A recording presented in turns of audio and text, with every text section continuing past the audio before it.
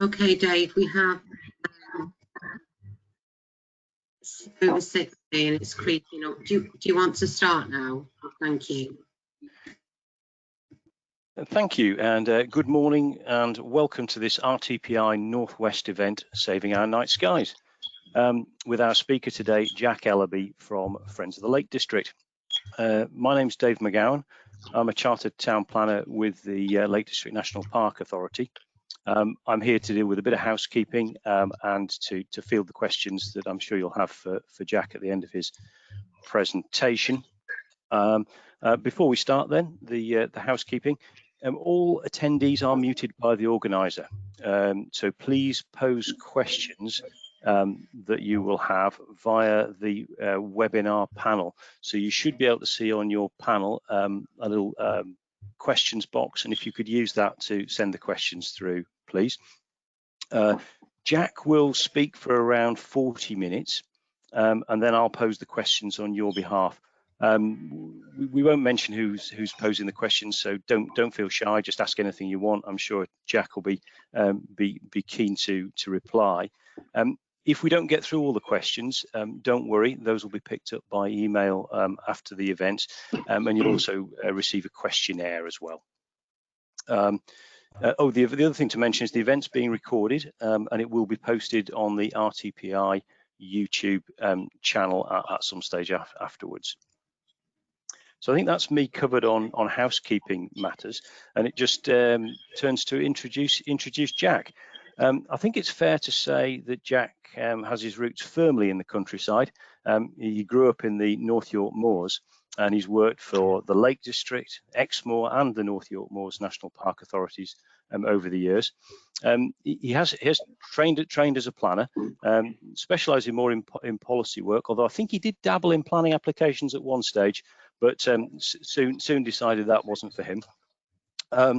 And I think it's also fair to say that he's been instrumental in developing policies for protected landscapes, including as a policy officer for Friends of the Lake District. And if you're not familiar with the Friends of the Lake District, they're our longest standing and leading conservation charity in the lakes. But Jack's landscape experience is also practical. It's very hands-on through working as a contractor. He's just as familiar with traditional hedge laying and dry stone walling as he is with policy work. So it's really is my great pleasure to introduce one of life's great enthusiasts in his role as Dark Skies Project Officer. Over to you, Jack. Thanks, Dave. Thanks for attending, everyone. I'm hoping you haven't just turned up because the Yorkshire Dales and the North York Moors have just become Dark Sky Reserves, and you saw Brian Cox on BBC News this morning. Hopefully it's a sign that you recognise it's a growing issue. I've only been working on this agenda since April, and I have to say it's really interesting. I'm learning huge, and I thought, as Dave said, I did professional planning work for 12 years, and I thought we had a lot of jargon, but I have to say lighting engineers take the biscuit, so maybe we'll come on to that later. But I firmly believe that planners need to play a central role in this, because you champion the whole environment, the whole sense of place. And lighting is a very cross-cutting issue, and I think you should be at the centre of making change happen.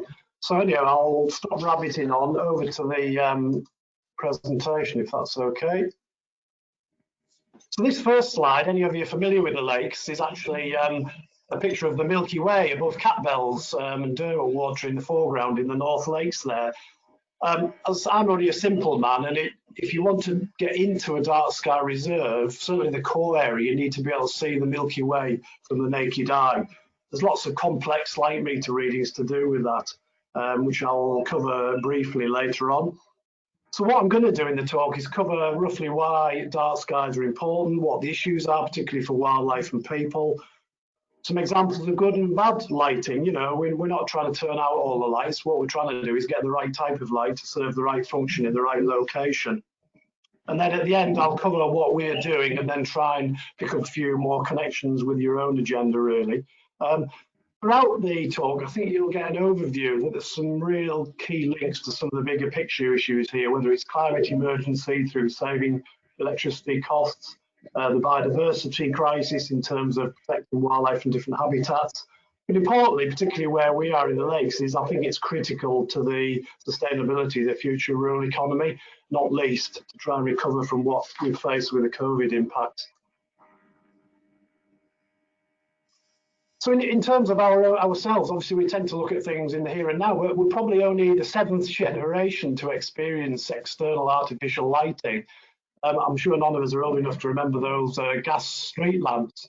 I've got a festival running next February, and I was talking to a professor of urban design who was giving a very interesting talk, and he said it was actually some of the gentlemen used to vandalise those lights when they were first put in because they were up to illicit activities in the streets at that time.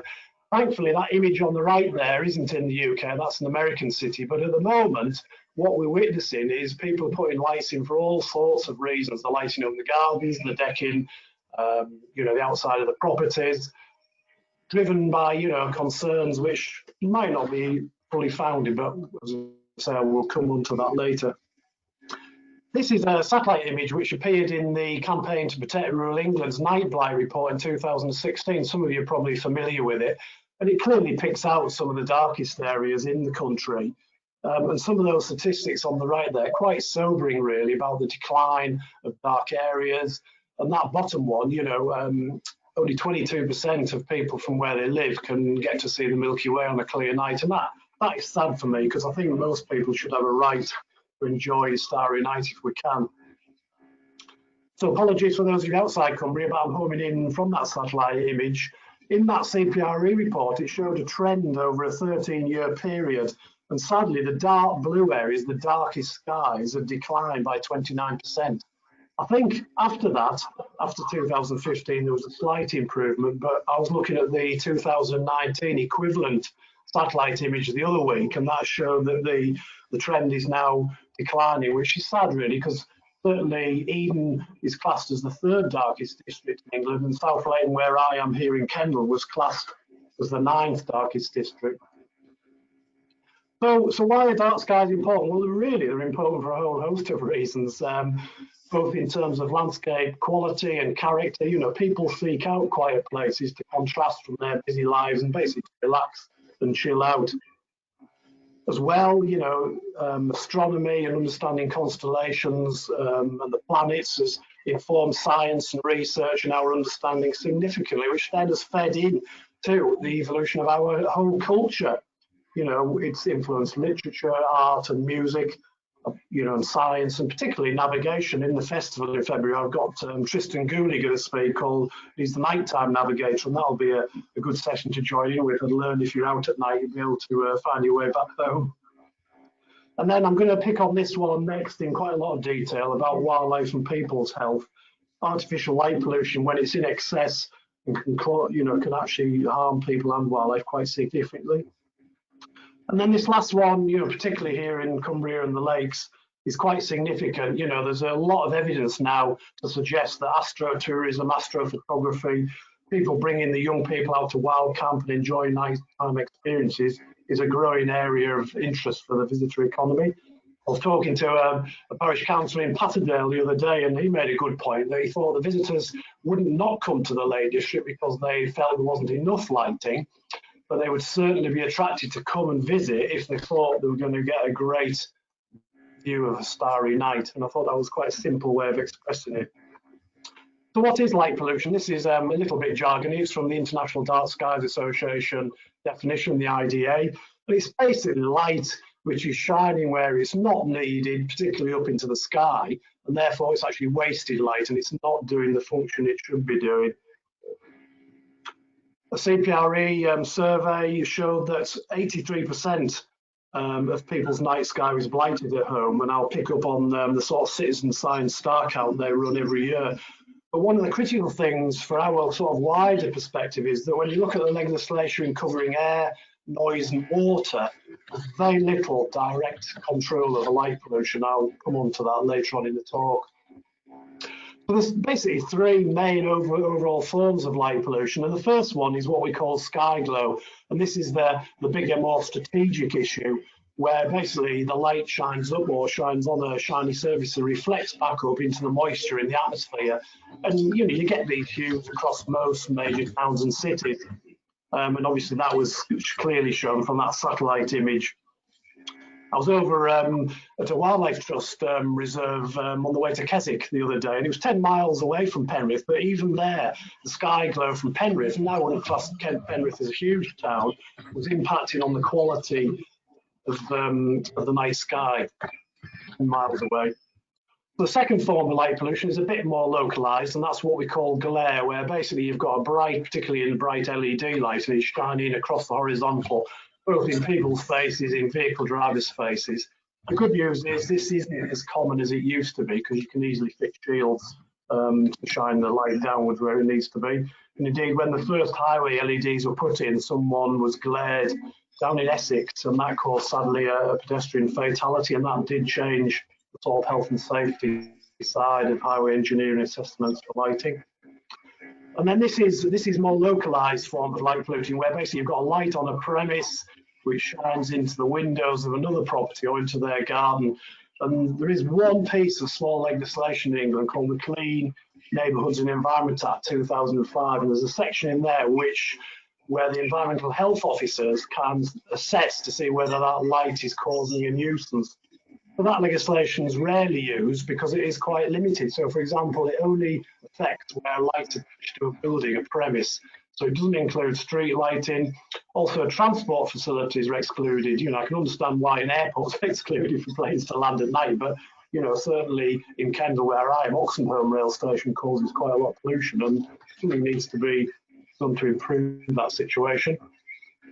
So in terms of wildlife, it basically impacts on every aspect of their lives, and it's not just nocturnal wildlife which is impacted, it's also wildlife which needs to rest during the night and active during the daytime. I learned a statistic the other day. I'm going to bombard you a few statistics. 60% of insects are nocturnal, and it is estimated that about a third of those globally are being killed by artificial lighting, either directly or indirectly. And when you think of the impact of that on the whole ecosystem and food chain and our agenda for net biodiversity gain, it's quite a significant issue. Birds as well. 2/3 of our birds migrate at night for obvious reasons to try and avoid predation. They traditionally and inherently not orientate with the moon and the stars and the Earth's magnetic field, but intrusive light sources can veer them off route. They can also be blinded and crash into buildings and die. That image on the right there is actually the memorial, Ground Zero, where the World Trade Center used to be. And when those lights were first installed, they shone 4 miles into the sky. And over the first 4 months they were shining at night, there was 300,000 birds and bats killed. But because there's a strong light pollution lobby in America, they've now altered that. So it's only shown on the 11th of September every year, and they've reduced the impact. So that's an improvement, quite an easy improvement. I mentioned birds. There was a bit of research done in Germany which looked at 4 songbirds, and that showed that where there was a lot of artificial light, they both sung longer into the evenings, but also sung earlier as part of the dawn chorus. And certainly I know how grumpy I get after one lack of night's sleep. And research shows that if you don't get enough sleep, you don't produce enough of the hormone melatonin from your pituitary gland in your brain.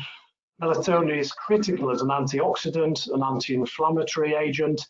It's important for our blood vessel permeability, and it impacts on anxiety and stress levels. And there is sadly increasing research where people are continuously exposed to bright white artificial lighting, that it can impact on other aspects of their health. So it's just something we need to look at.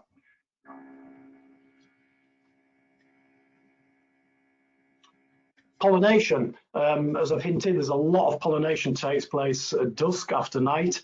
87% of our plants require annual pollination, particularly insects, to achieve that. There was a bit of research just published by the Royal Society in May this year, and that showed that 45% of moths active at night were carrying pollen in their bodies, so they played a critical role in cross-pollination. There was some research done in Switzerland where they installed some artificial street lights in a flower-rich hay meadow, and that showed where the meadow was impacted by that lighting. There was 62% less pollination took place, which then impacted on the percent of seeds produced on the meadows. And that is important when you think of some of the biodiversity habitats we try and protect and importantly expand, as we've lost a lot of that.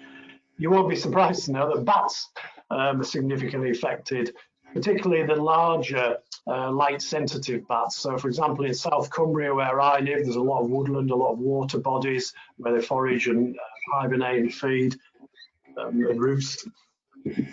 Where there's a lot of artificial light near their roosts, that can actually act as a barrier and stop them coming out to feed, so it shortens their feed period. That image up on the top left there, that's actually a highway lighting scheme in Sussex where they basically put a red lens onto the LEDs because you know, the light sensitive cones in the bat's eyes, like humans as a mammal, that doesn't act as a barrier or a glare, and they can pass through those lights. So again, you know, there can be simple solutions. So we're not saying you can't have any road lights, but make them sensitive to wildlife and other needs within the area. I've already touched on moths and insects. As I say, there's critical concern about the decline of those generally, mostly because of agricultural intensification, herbicides and pesticides. But the remaining populations are vulnerable to impacts which add to their stress, and light pollution, sadly, is one of those. So we do need to think about that. Some of these statistics are taken from that CPR report I mentioned. The top figure there, the £1 billion, is not just external light, that's all wasted lighting. And you can see, you know, of local authority carbon emissions, lighting is quite a big impact, but thankfully a lot of highway authorities, we've got an echo going on here, a lot of highway authorities are now doing part night switch offs, dimming, installing LEDs, and therefore they've reduced energy use and carbon emissions quite significantly. Cumbria County Council themselves, since 2013, through their LED replacement, have saved 80% of their carbon emissions. This was up to the 1st of April this year, and reduced their electricity use by 62%, which is absolutely fantastic. So things are improving, but that was mostly driven by an energy and carbon saving point of view rather than tackling light pollution. Importantly, that last bullet, there was a major piece of research done and published in 2015 by UCL, and they looked at 62 highway lighting schemes up and down the UK where there was either part night switch offs, 50% or more or less, sorry, dimming, or obviously changing from the old sodium lights. And that showed there was no increase in vehicle accident rates and no overall increase in crime rates. And indeed, in a couple of the local authorities, there's actually a reduction in crime rates, which is quite interesting because at the moment there is an issue with the Crime Prevention Officer national guidance on that particular matter, which we can pick up in questions if you want to. So anyhow, so I've shared quite a lot of gloomy statistics. I'm an optimistic person, as Dave hinted at the beginning, and there's so much technology developing all the time now, there's usually solutions. So this is just a stylized street light. Now, traditionally the old orange sodium lights were in that sort of very bad category where they were causing sky glow, they were causing glare, and there was only a proportion of the light shining downwards where we needed the light to shine. And thankfully, with simple shielding, we can move towards the better lighting, and we've got a lot of that now. And indeed, I've already mentioned there's quite a lot of highway authorities now up and down the country doing part night switch offs. I know Hampshire have done a lot, and to be fair, they've got 88,000 streetlights, but they, you know, they've reduced their electricity costs by about £60,000 per annum by just having a part night switch off from 1 AM to 5 AM on the non-busiest roads. So this is just an idealised street lamp showing those 3 different forms of light pollution. And obviously a property in a road, and you can see basically where you need that useful light, where it needs to be shone. So we can easily come up with good solutions. I've mentioned about dimming, we can have timers. I was talking to someone from Finland the other day, and on their non-main routes, even the road lights are sensor monitored. So a vehicle drives up, they come on, and then they go off after the vehicle's left. Obviously they have more hours of darkness than we tend to in this country, but I don't think we'll ever go that far. But I will mention a new street lighting product on the market at the end of the talk. And then it's just about common sense positional, so it's positioning down the shielding so the light's shining below the 85-degree angle, so we're not shining up into the night sky. And then colour temperature, which I'm going to come on to in a minute. Some of you have seen the great news only yesterday that both the Dales and the North York Moors have become dark sky reserves. This image isn't from the lakes. I haven't been active enough yet now, but this is from the North York Moors, and it's just a barn on a farm. The farm's got a couple of holiday cottages, and therefore they know a lot of their guests come and stay because they like to enjoy the stars at night. So at very little cost, all the farmer did was fit some shields to the external light, and you can see the before and after days. Had a massive impact. The National Park's got a small pot of funding to give a little grant to as an incentive, and they're doing quite a few of these case studies now to change things. So I've hinted at colour temperature. There's a lot of jargon around engineering lighting, but one of the things we need to do if we can, because of the impact now from this very blue-white LEDs. I say LEDs first were produced to reduce energy use, but the glare and the intensity of the light mimicking daylight is not only harmful to light-sensitive people, but it is damaging to wildlife. So what the technology is doing now, and what we need to do, is install lights with that warmer colour temperature moving towards that left-hand edge of the spectrum, which is a bit ironic because obviously the old sodium lights, amber coloration, was good from a wildlife light sensitivity point of view. And for dark sky compliant areas, you need transiently dark landscapes if you want to refer to the National Planning Policy Framework. Ideally, you want your sort of colour temperature to be 3000 K or kelvins or less and move that way. I mentioned a new streetlight product. It's not being used yet, but I'm hoping to trial it with Cumbria Highways in Cumbria in the next few months. And that starts at 3000 kelvins and then it reduces the longer you go into the night to 2200 kelvins and then goes back up for when people are commuting and getting ready to go back to work. So that's really helpful. I was looking the other day at a Spanish observatory town and they put amber shields on their LED lights, and then for where they had the old sodium lights still, they just put shielding on, and it transformed the town, and they get a lot of astro tourists, particularly to use this observatory facility. So they hadn't decreased the overall amount of lighting, but they just altered the colour temperature to make it more user friendly.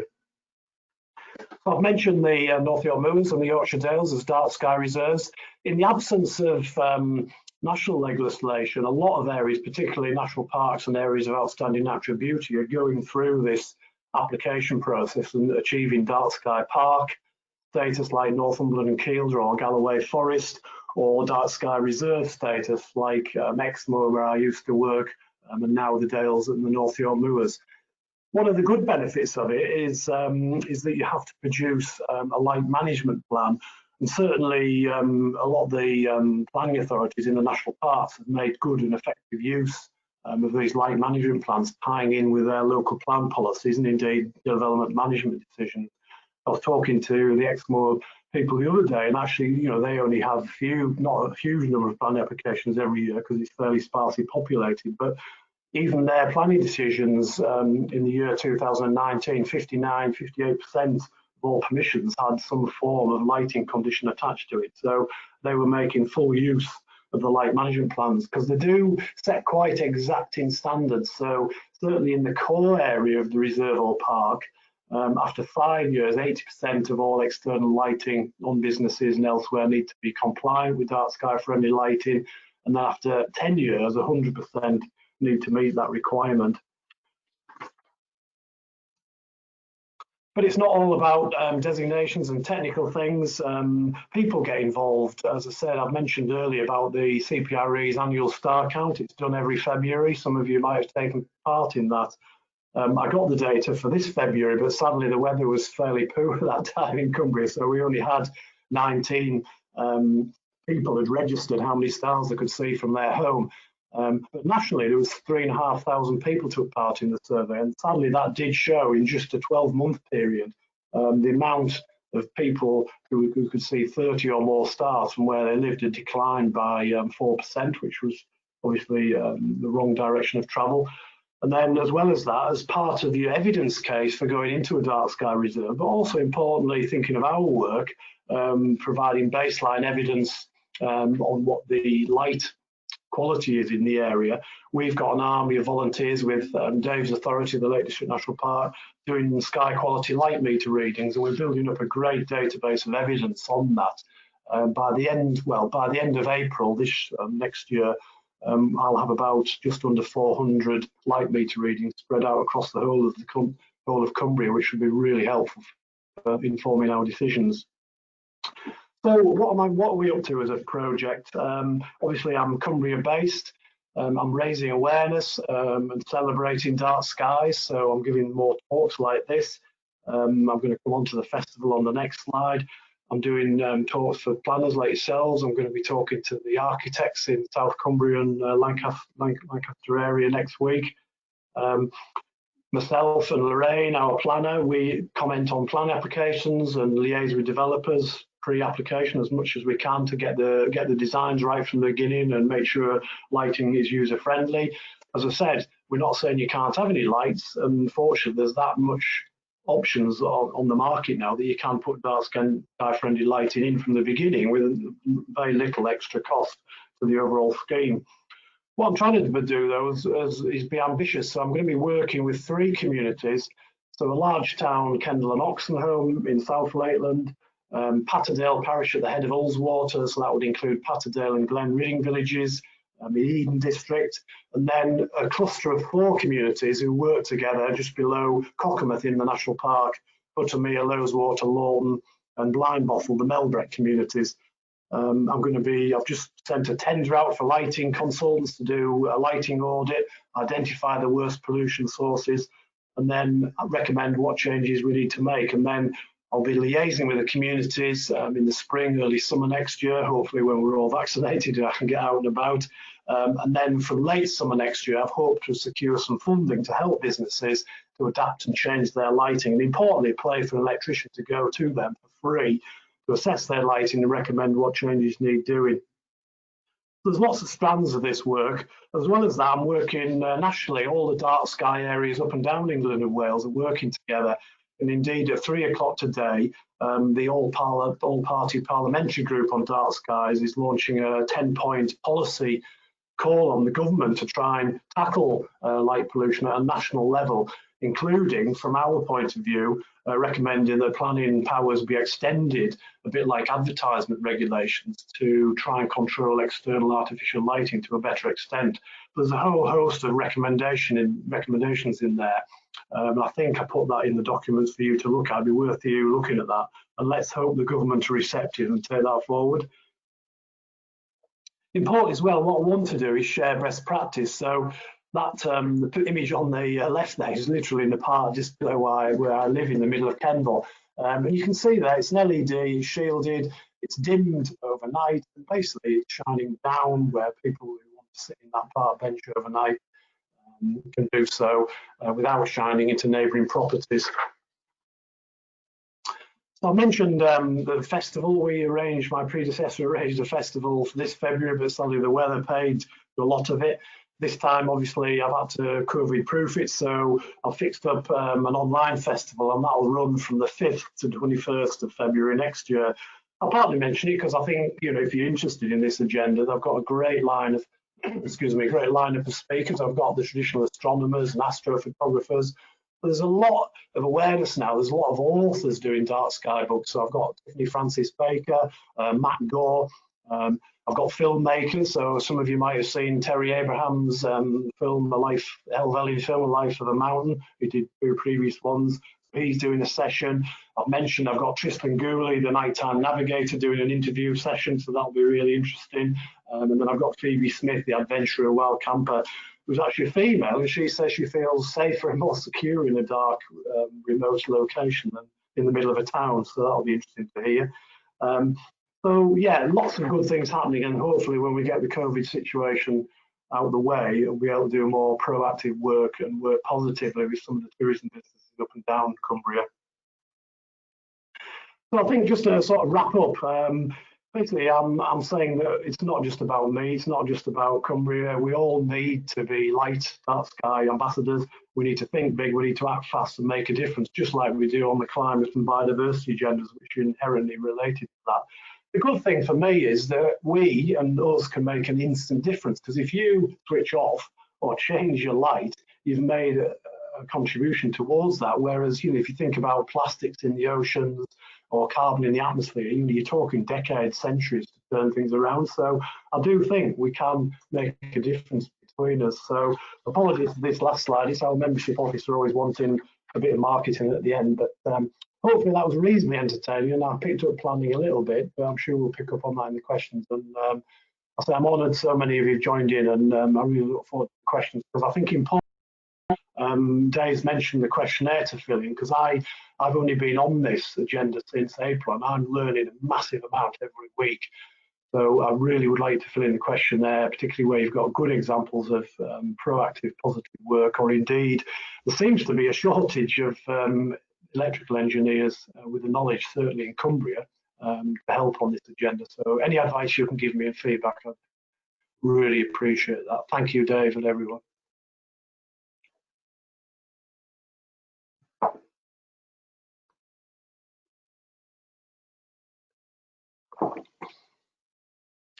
Thanks very much. Thanks very much, Jack. We've got plenty of questions coming in for you.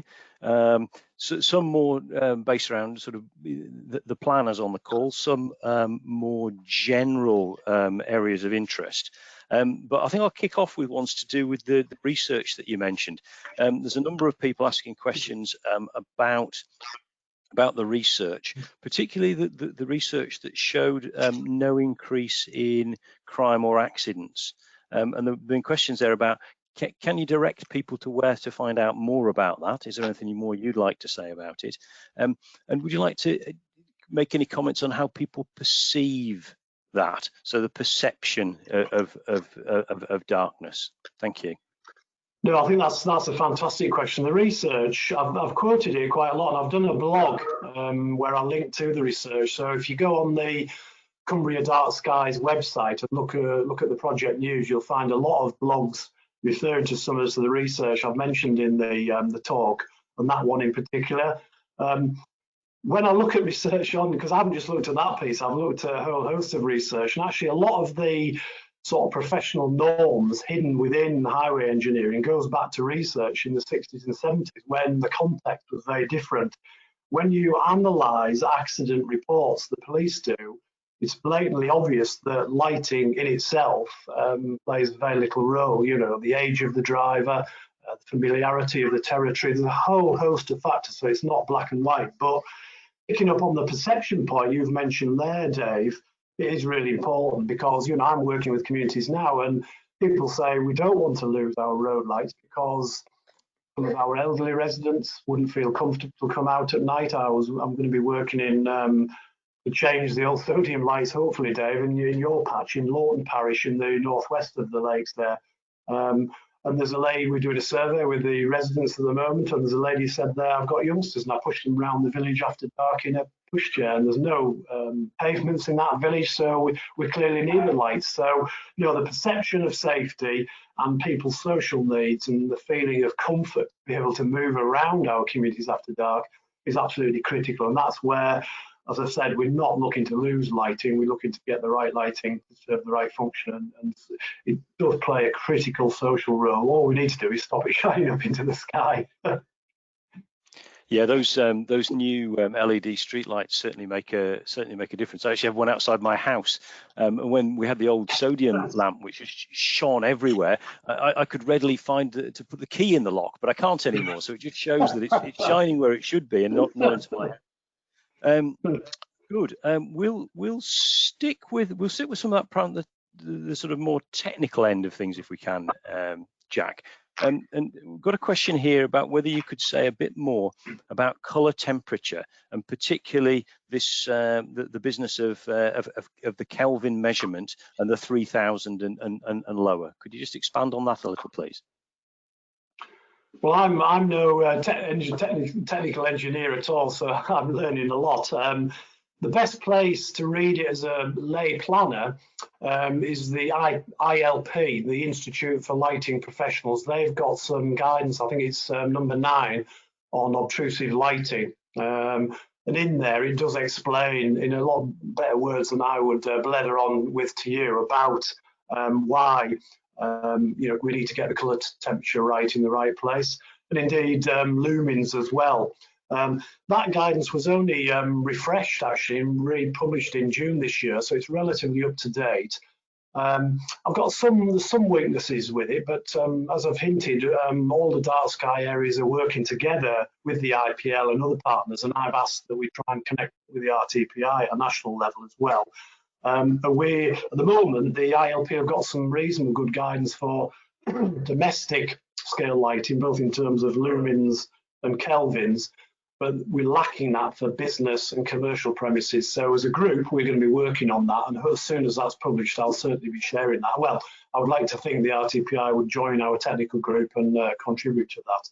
But as I say, the 3000 kelvins is for a dark sky threshold was set by the IDA, and them and the Commission for Dark Skies in the UK have looked at all the research on where bright blue white lighting impacts on people and wildlife. And indeed in the UK there is actually a charity which champions the needs of light sensitive people called Light Aware. They've got a great website with a lot of detailed research on that, particularly on human health. Not about a scare story, but it's useful to be informed about this. There's growing evidence and research comes out every month on the impact of lighting. It's definitely going up the agenda. Thanks, Jack. Forgive me if I keep looking away because I'm keeping up with all the questions that. No, you're doing a good job. So we've got a couple to do with festivals, and I think we might take the two together. Now, I'm not terribly familiar with this, but I think there is a Lakeland Festival of Light, something to do with light in the fells. So there's a question about whether you'd like to comment on that, and I'm not sure whether that's the event where people outline fells with torches, or I'm not quite sure what it is, but perhaps you know more about that and you might like to comment. And perhaps linked to that, because we'll stay with festivals, is how can people get more involved with your festival?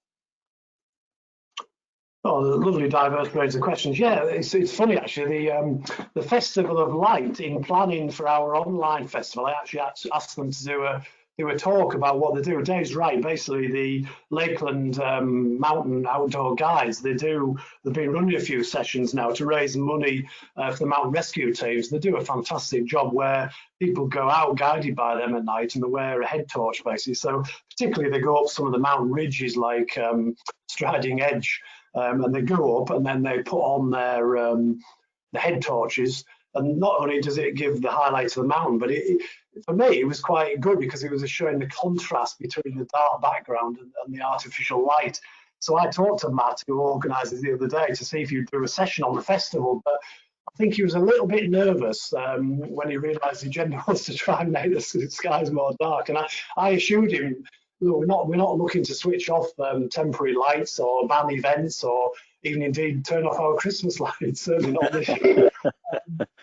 So anyhow, but he didn't feel he wanted to contribute. But yeah, no, I think where we might get concerned if we went down to a Matterhorn route where you're projecting images onto the mountain for many nights in the year. I don't think that would be brilliant for the Lake District.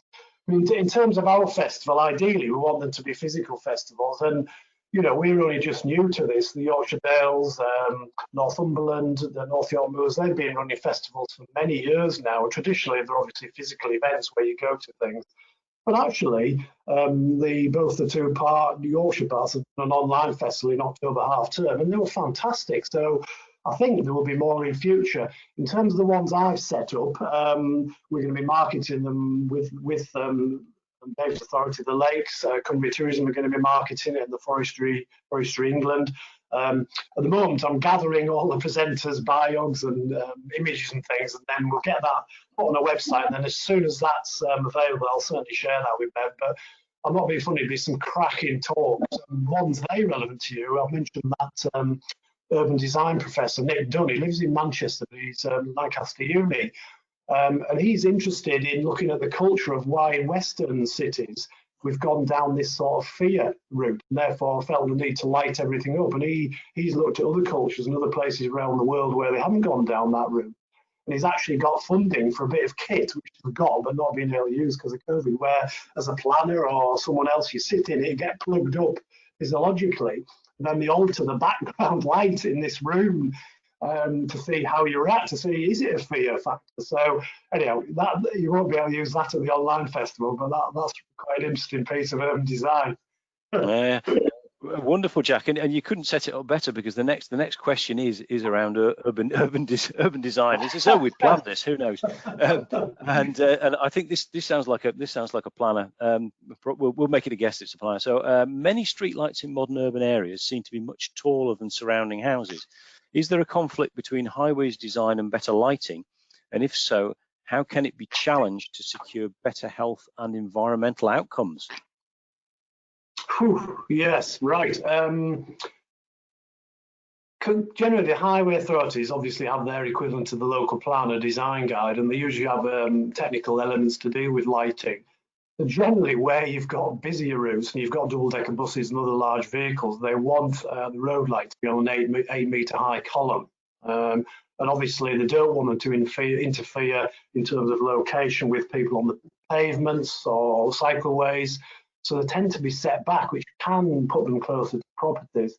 Where you haven't got such busier routes, particularly cul-de-sac residential roads, and many of you will see this from your own housing schemes, generally the road lights in residential areas, no through roads, are on 5-metre pole. Traditionally, a lot of road lights, and certainly those ones in Lawton, attached to buildings and old telegraph poles and even electricity poles. But that's quite frowned upon, and indeed Electricity North West in our area have been stopping it because of health and safety reasons. Sadly, an engineer was electrocuted going up to change a bulb on a pole. So I'm probably rabbiting on here a bit, but yeah, it's basically the light can be shone, so it's not shining in a 180-degree angle. It can just be shone down onto the pavement or the road.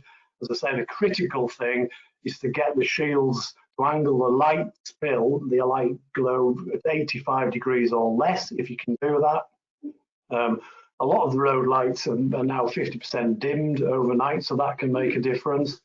But I do think the general direction of travel will be, ironically, might be to return to some different coloured lenses. You know, as I've mentioned that scheme in Sussex to the Cumbria guys, and they said, look, if there's issues with bat travel routes for foraging sites, that's not an issue. We can install that. So it's about altering the lights.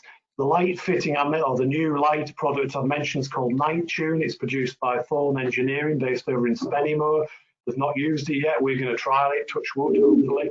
And as I say, that starts at 3,000 kelvins and then goes down and then goes up. But the flexibility within that, so I've raised the issue, can we have a part night switch off at the same time? And they've said, yeah, we can do that for no extra cost. Because I know, certainly from the resident survey at Lawton at the moment, and I don't want to preempt it because the deadline isn't yet, but a lot of people are saying we want LEDs and we want them switched off from 1 till 5 or 1 till 6 in the morning. So, yeah, watch this space. Things are developing all the time.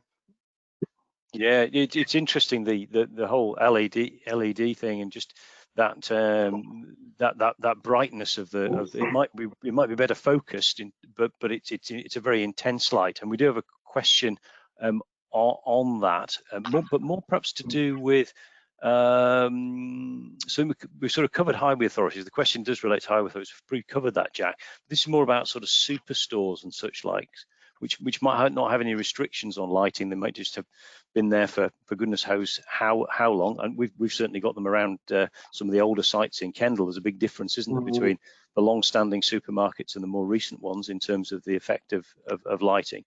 And perhaps due to the sort of store culture, that the lighting's becoming ever brighter, is the questioner's remark. And what do you think can be done, and by whom, to educate businesses and encourage them to spend money reducing lighting? Yeah, I think that's a brilliant question, really. Obviously, as planners, we have no direct control over internal lighting, certainly on buildings which are already there. Obviously, we can try and reduce the glazing of some uses, but as you say, supermarkets and some of their office uses, they're going to have a lot of glazing by implication. ironically, in Kendley, there's a new Sainsbury's store, and the planners and everyone's done a good job designing the lighting columns to be quite low so they're not obtrusive. But ironically, because the tarmac's new and because the poles are low, they've had to have more of it. So the night sky is being lit partly by the development because the light is shining down on the tarmac and back up onto the atmosphere, the moisture in the atmosphere. So that's a shame. I know they switch they dim their lights internally in the store during the night, because a friend of mine does this. There's a shelf stack in it. He said it's that dark at night they can hardly read the best before labels.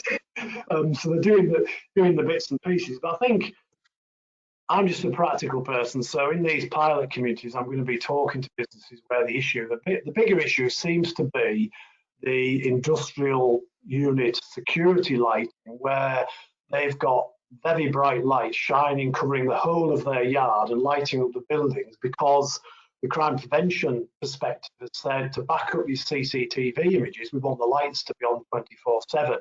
Now, I was talking to my equivalent over in Yorkshire the other day, and they said, no, their crime prevention officers are perfectly happy for having a time-censored security light. And they're both working to the same Secure by Design national guidance template. So I'm going to be talking to the crime prevention officers in our area to see where we can find a middle ground. But ultimately, Dave, it will be a compromise, because these buildings do need lighting, but it's just getting the intensity, and just certainly when you're dealing with a plan application, you need a lighting assessment to make sure that you're not just thinking about wildlife, you're not just thinking about vehicle movements, you're thinking about as I say, the impact of, certainly above the 85 degrees, where you can cause glare or contribute to the light pollution. It is tricky as a planner, because it's a bit like, you can't solve a town's traffic problems on the back of a new planning application. And it's a bit like this with lighting. It's incrementally lots of small individual light fittings which cumulatively impact on the overall light pollution, but it's very difficult to control that purely through the planning system. You have to then start, as I say, retrofitting and altering existing lighting to do that. Yeah, thanks, Jack. And it all starts with that research and understanding, doesn't it? So there's a sound base that people can agree on for a plan. I've got more of a comment actually come through from an architect recommending a book by Ulrich Brandl as part of the Detailed Practice series, Lighting Design Principles, Implementation and Case Studies. They say it's very, very useful if you want more information. I can forward you that on. I'm sure others on the webinar will be interested in following that one up. Thank you. Just on the, sure that we've covered this one. One of the questions is, what was the name of the Lancaster University academic study on Western attitudes to urban lighting? The guy to put in the internet is Professor Nick Dunn, D-U-N-N. He wrote an article in their university-wide magazine. That'll probably come up on the internet as well. But no, he's a fascinating guy, and someone certainly to link into. I'm talking to the LAWSA architects, well, the membership of LAWSA. Is it next week? Yeah, next week. But I'll certainly have a look at that Ulrich book. Thank you very much for that recommendation. That's really helpful. As I say, I'm learning a lot. I'm learning every week if I can. It gets better. It gets better, Jack. We've got more people offering you help now. So we've got someone making a comment. We'll forward this on to you. But I wouldn't mind to prove, actually. Oh, this is better than that. I think someone here's got a prestigious engineering practice with appropriate experience, so they might be able to help you. So I'll forward those details. Thank you. I really appreciate that. And oh, this is right up my street. Not street lighting, right up my street. Here we are, right down into some good detailed planning officer type questions, Jack. And this is to do with and you'll know how it is. You've got a planning application, you've got some sort of information from a supposed specialist who is of course engaged by the applicant, so who knows quite how independent they're going to be, and the question it really is, planners, we're generalists, we don't necessarily have the expertise to assess these documents. Where do we start? Well, my start point is, well, hopefully on our website you can get some simple information on the Cumbria Dark Skies website, which we've got a section called Good Lighting Tips, and it's basically the basics, but the core of it is basically the angle of the light, the color temperature or kelvins of the light, the lumens or brightness of the light, and related to that is called lux, which is the intensity measurement in a square meter. The heart of any lighting assessment are those four. Yeah, those four measurements. So always bear those in mind. I've made reference to the IPL Obtrusive Lighting Guidance, Lighting 9. They've got that. They've got a specific guidance for domestic properties. We're going to be producing one for commercial premises. Certainly, if you care about bats, there's a specific bat piece of guidance. So basically, as a planner, and I know what you mean. It's amazing. We've got a lot of power in terms of overview, but we're not experts in many of the fields, so we just have to signpost applicants and agents to other guidance if we can. But the good thing is we're all starting to communicate and work together. It was interesting, Dave, I was talking to one of your team planners, or I won't name, might be listening in. He made a very good point. He said, if I'm asked to recommend a consultant to do a noise assessment, I've got half a dozen in my contacts box in Outlook, but if you ask me to do a lighting assessment, I'd struggle to get one. Certainly that's in the Cumbria area. And I thought that's quite a perceptive point. So the wider point of this question, we need to build up that knowledge and that resource on our doorstep so that we can be better informed. But, as I say, I'm learning, and this issue is going up the agenda, revealed by Parliament. There's going to be, on the back of this all-party launch report this afternoon, next week, the Housing and Local Government Ministry, which obviously is responsible for planning, are having an adjournment debate to discuss what is the government policies on dark skies. So it'd be interesting to see if and what comes of that, particularly obviously with the planning reform documents, and don't get me started on those. There might be some opportunities to actually start giving you guys a bit more oomph on light pollution issues. Yeah, that's interesting to see. There's a thread of questions coming through now around the sort of the sort of planning role, and clearly that understanding that with that type of a guidance that you're producing, we can at least as practitioners steer people to that at the pre-application stage, have a look at that, influence schemes, and then improve our technical understanding to assess schemes. And then I suppose there's just that point that's coming through here, that there's that which we can control through conditions, but there's an awful lot of let's call it installation of lights, which planning has no control over whatsoever, and often people think we do. Yeah, no, that's a brilliant point, and certainly one of these 10 recommendations in this more parliamentary group's report is basically to get lighting equipment manufacturers to produce more and label dark sky friendly equipment. So when you, an ordinary person, can go into B&Q, buy a light, bung it on the property, it doesn't need planning permission, they don't need building control consent, and as I say, if it's not shining into a neighbour's window, then the environmental health officer can't do anything about it. So yeah, we need to get more dark sky friendly products on the market, and we need to get them recognised. The IDA do have a sort of certification scheme, and we are in our dark skies communications group, we are looking at that, and we will be working with some of the bigger manufacturers to do that. But like I mentioned, thorn lighting, there's so much discussion in the lighting profession about these issues at the moment. They are naturally starting to produce more products all the time at the moment. So I've attended, since I've been on this job, I've attended 2 IPL workshops on obtrusive light. I'm doing one at 1 o'clock today.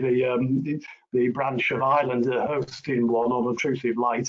And as I say, they are more than willing to work with us. So things are moving, and I think it'd be more, at the moment, it isn't readily easable to signpost people to say, right, to go to that company or look for that product. It's a bit scattergun at the moment, but we are working to try and address that both nationally and hopefully more locally. I think that'd be incredibly helpful to have that sort of quality mark on lighting products that would allow people to to make informed choices for planners and other professionals to signpost, and even potentially to form part of planning controls themselves. Yeah, absolutely. And I haven't mentioned it. Certainly some of the other national parks, Dave, you might know, but they're producing specific guidance, for example, for farmers, because of the growth of rural crime, a lot of farmers have been encouraged to put in external lighting and cameras and things. So I think quite a few of the national parks will be producing some, very practical guidance, not at a generic level, but for specific sectors of the economy, which I think will be really useful and helpful. Thanks, Jack. I'm conscious of the time, but I think we've got 5 minutes still to go. I need to just do a bit of wrap up before we close before the hour. But I've got some questions coming in. Just bear with me. Okay, yeah, yes, there's a little theme there. We'll stick with the planners, and then we'll look at surfaces and sports lighting. But if we look at the planners first, do you have any examples of local plans that you feel include effective policies for managing lighting and/or reducing light pollution? Great question. Certainly in Cumbria, without embarrassing Dave, I would say no. But because I've got a planning background and I've talked to dark sky areas up and down the UK, and I've looked at all the policies which are currently in place and emerging in Cumbria. So what I've done, I've put a lighting policy on our website. In all honesty, it's a bit too comprehensive. So just look at it and pick the best bits and the most understandable bits. I'll certainly refer to the ILP guidance. Nationally, the best robust local plan policy is probably that in the South Downs National Park. They've been a dark sky reserve for quite a few years.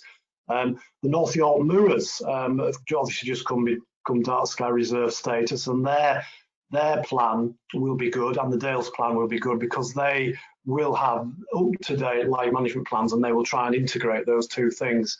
So at the moment we are lacking that, but I'd say have a look at the policy I've got on our website, have a look at the South Downs one, and then we need to keep an eye on what the two Yorkshire National Park policies do, which will hopefully be really helpful. Great, thanks, Jack. We've got a bit of noise there. A comment from someone working. It's interesting. We've got a wide range of people on the webinar. Someone here working for Sport England, and they're pointing out they've got some sports lighting guidance that would be helpful for sports facilities. Excellent. That's brilliant. Thank you. I'll have a look at that. And related to that, someone just picking up on your comment about the light bouncing back off tarmac, and whether you could elaborate any further on surfaces. I had a chuckle when I heard you mention this, Dave. We had our dark sky meeting last week, and the IPL reps were there and a few other lighting engineers, and they're doing research on reflectivity of every surface at the moment, and believe it or not, they're even looking at grass. And it depends if the grass is wet, depends how vigorous it is, depends on the species mix, and they're basically saying there's more research to do. So I can't offer you any technical solutions at the moment, but a bit like I hinted when that Sainsbury's example, if you are looking to reduce light column height, then generally you need more units to ensure light coverage over your surface. So you just need to think a little bit more about reflectivity, and it may be putting in a dust into a tarmac surface to try and tone down that brightness.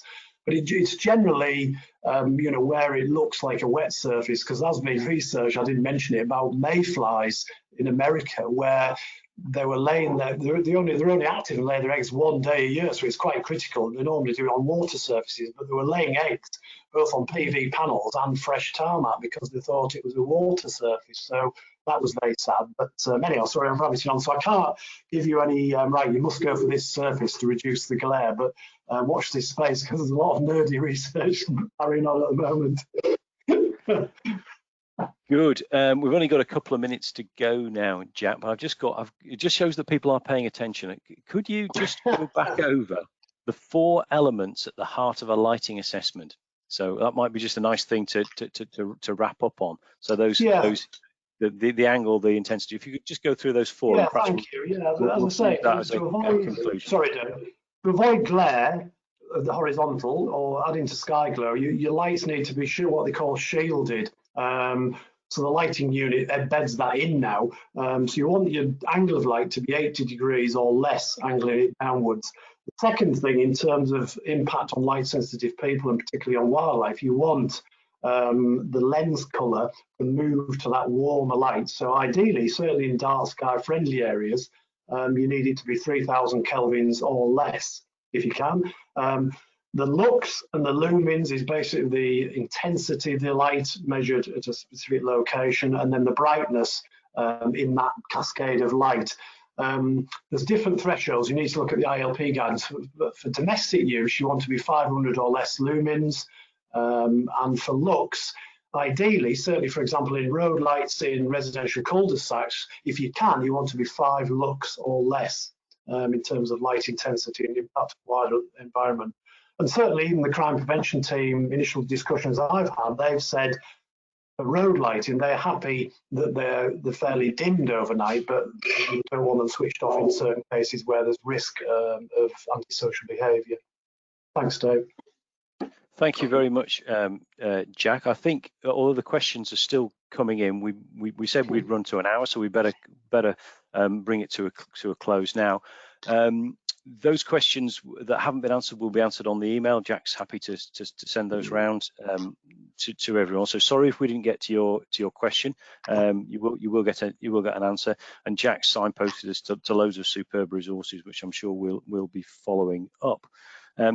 Another little, sorry, one from Bev at RTPI North West. Sorry for any confusion with us going live a little sooner than we perhaps anticipated this morning. It's just so easy to press a button, isn't it? So hopefully that didn't cause any difficulties for you. But you know, who can complain about getting a bit more of Jack? That's what I say. So it's a thank you to you all for joining. It's a big thanks to Bev and her team behind the scenes at RTPI North West for putting the webinar together, and a particular thanks from me on your behalf to Jack for both a really thought-provoking, interesting and entertaining presentation, and for getting stuck into the questions in such a great knockabout way. As I say, one of life's great enthusiasts. Thanks very much, Jack. Thanks, everyone. I really appreciate your time.